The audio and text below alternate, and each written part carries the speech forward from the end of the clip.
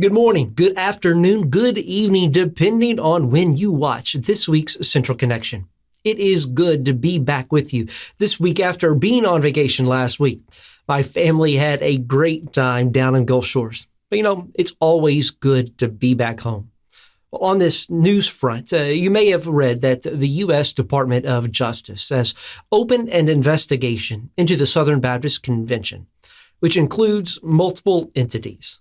Now, not much information has been released at this point, but still, in a joint press release from SBC President Bart Barber and all the SBC entity leaders, they say that individually and collectively, each SBC entity is resolved to fully and completely cooperate with the investigation.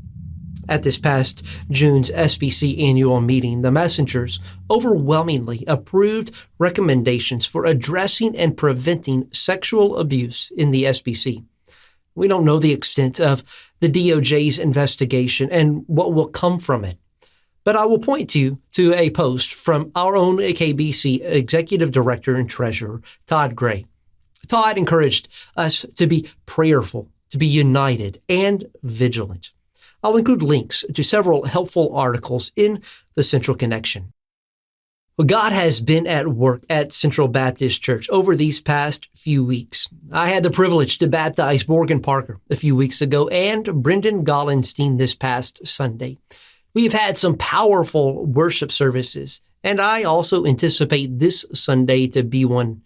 We will examine the Lord's Supper, and while it is vital to the church, communion is about unity.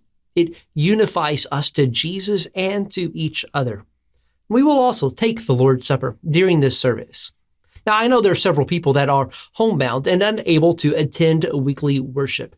Our deacons want to ensure that they can take communion as well. So if you could, please let us know so that our deacons can come to your home and they would be honored to serve you communion. In a little over a week, I'll be on a plane heading to India on a trip with my father. In planning this trip, I realized that I needed to renew my passport as it expires soon. I started getting a little concerned because I hadn't received the new one yet. Well, it finally came this week.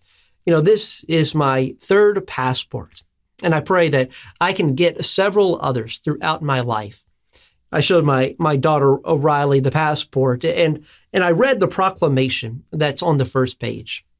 The Secretary of State of the United States of America hereby requests all whom it may concern to permit the citizen national of the United States named herein to pass without delay or hindrance, and in case of need, to give all lawful aid and protection.